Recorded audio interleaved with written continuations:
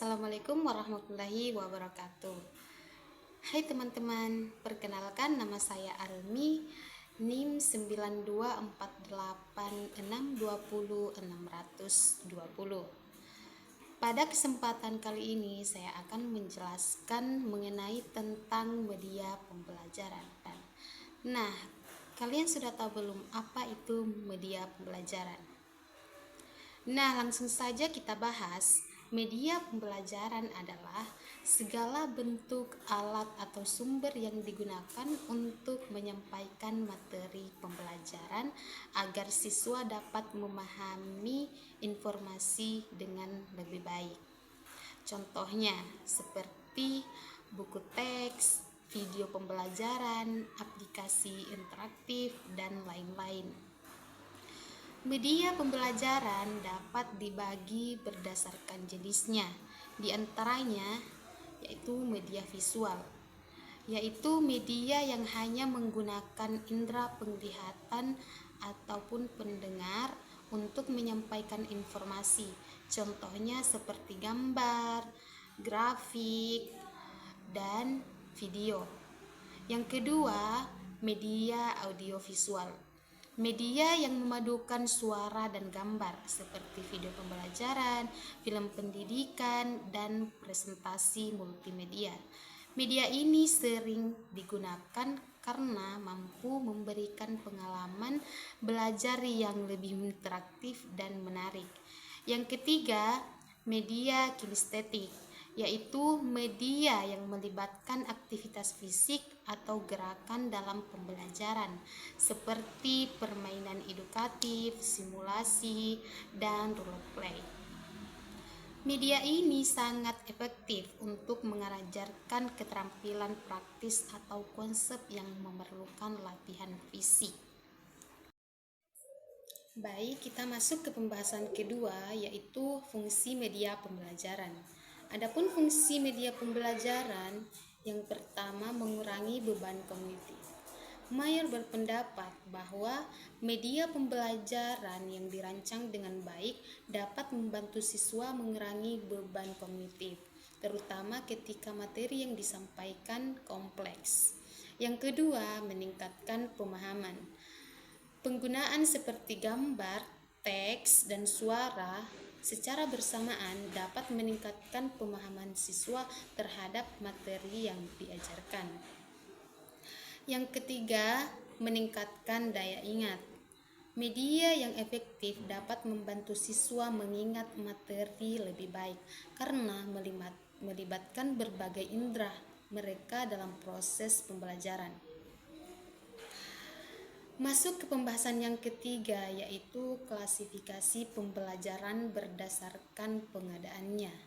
Klasifikasi pembelajaran berdasarkan pengadaannya memberikan fleksibilitas kepada pendidik dalam merancang, memilih, dan memanfaatkan media pembelajaran sesuai dengan kondisi dan kebutuhan pembelajaran di kelas, seperti media pembelajaran yang dibuat oleh guru.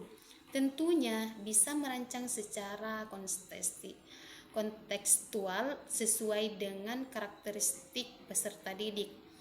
Contohnya seperti penggunaan poster edukasi, penggunaan aplikasi desain seperti Canva atau Microsoft untuk membuat visualisasi materi pembelajaran yang menarik.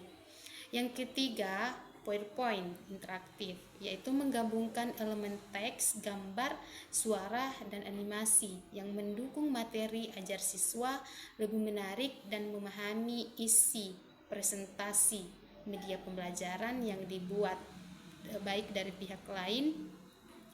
Media ini dapat diperoleh dari berbagai sumber. Lanjut, media ini dapat diperoleh dari berbagai sumber eksternal seperti penerbit, lembaga pendidikan, atau kreator konten pendidikan digital. Keuntungan media ini adalah kualitas desain yang profesional dan cakupan materi yang luas. Namun guru tetap harus melakukan seleksi dan adaptasi agar sesuai dengan konteks pembelajaran. Contohnya seperti video edukasi, YouTube, e-book, dan buku ajaran. Yang kedua itu media pembelajaran yang diperoleh dari alam sekitar. Media ini menggunakan pendekatan kontekstual dan pembelajaran berbasis lingkungan. Jenis media ini sangat bermanfaat dalam pembangunan keterkaitan antara materi pembelajaran dan realitas kehidupan siswa sehari-hari. Contoh teknis penggunaannya seperti objek alam seperti daun, tanah, air yang digunakan dalam praktik pengamatan IPA seperti mengenal tekstur, bentuk, atau perubahan wujud benda. Contoh yang kedua itu lingkungan sekolah atau rumah yang digunakan dalam tugas eksplorasi seperti siswa diminta membuat laporan tentang jenis tumbuhan di sekitar sekolah.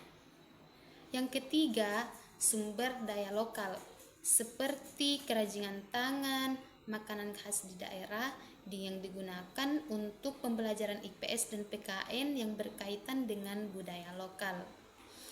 Nah, masuk ke pembahasan yang terakhir, yaitu klasifikasi media pembelajaran berdasarkan ragam kesamaannya, yaitu melibatkan berbagai fisik atau digital media pembelajaran, yang diantaranya media cetak seperti buku, brosur, poster, dan modul pembelajaran. Media ini mudah diakses dan sering digunakan dalam berbagai bentuk pembelajaran di kelas. Yang kedua itu media elektronik seperti komputer dan proyektor. Media ini membutuhkan perangkat keras untuk dapat digunakan dalam proses pembelajaran.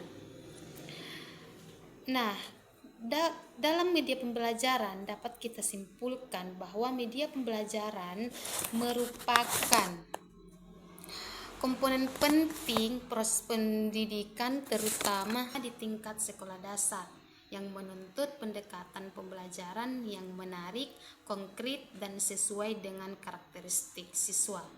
Klasifikasi media pembelajaran berdasarkan jenisnya memberikan pedoman bagi guru dalam memilih dan menggunakan media secara tepat dan efektif. Nah, sampai di situ yang dapat saya sampaikan dengan ucapan Assalamualaikum warahmatullahi wabarakatuh.